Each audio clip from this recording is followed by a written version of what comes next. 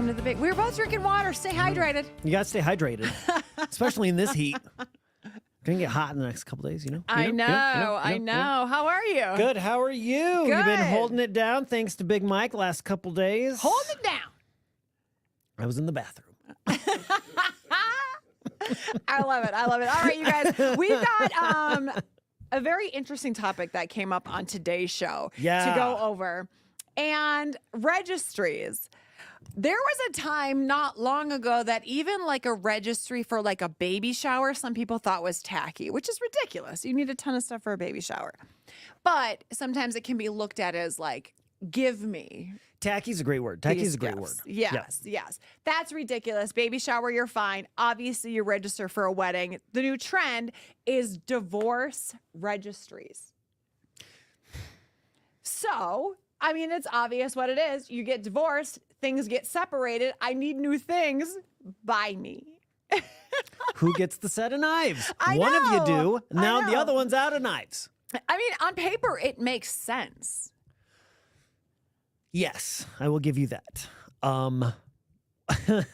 But this is a sticky situation. Yeah. Because, if it's, who do you send it to? Right? Is it family? Right, because that's kind of picking a side.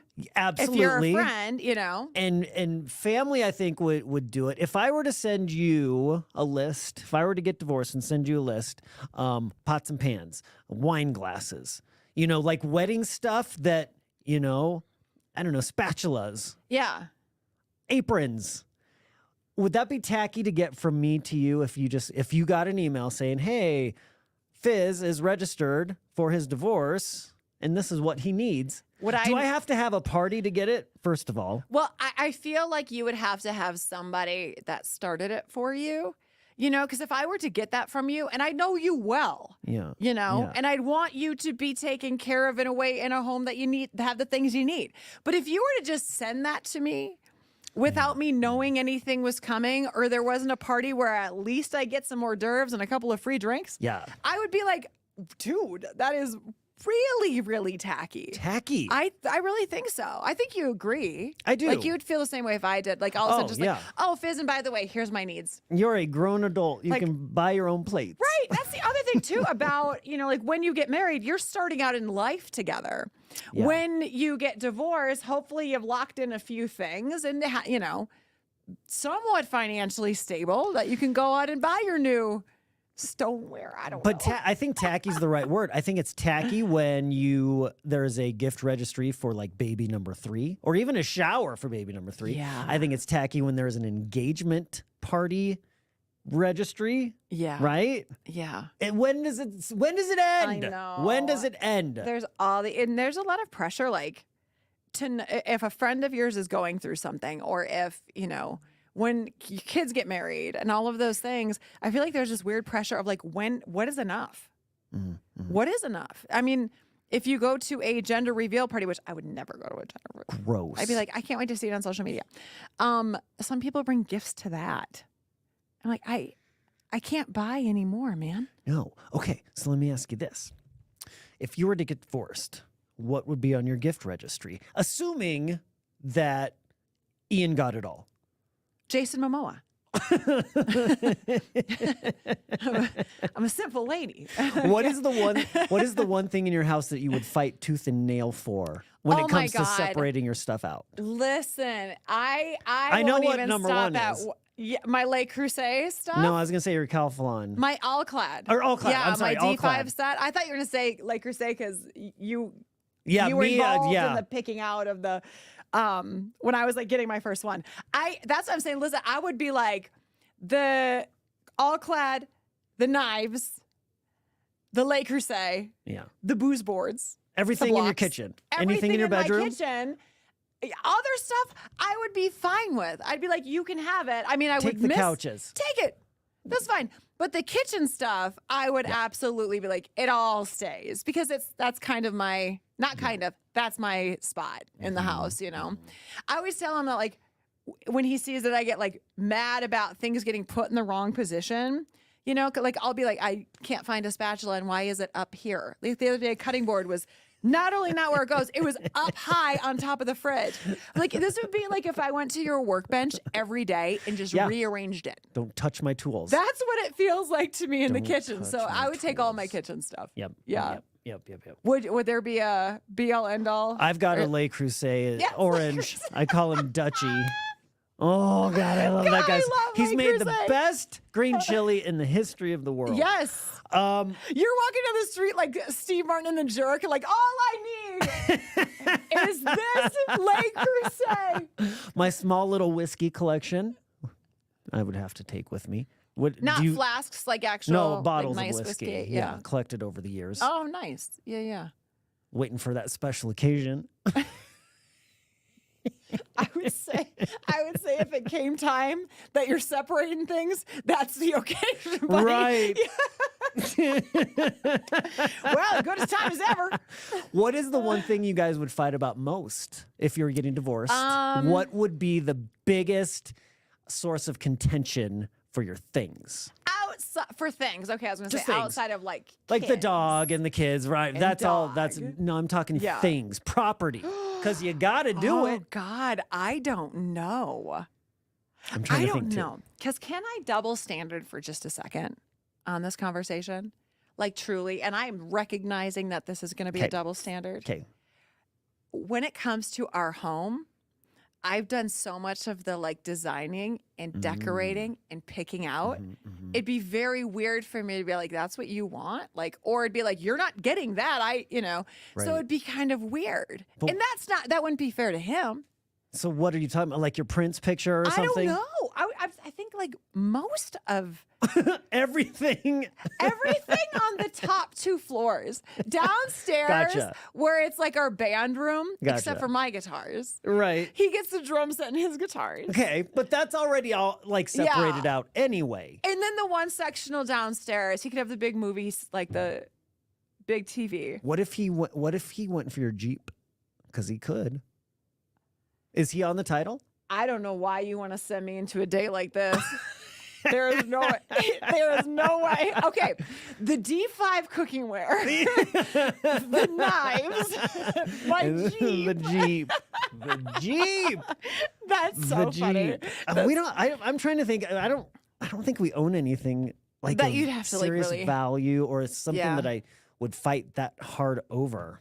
I don't think I do either.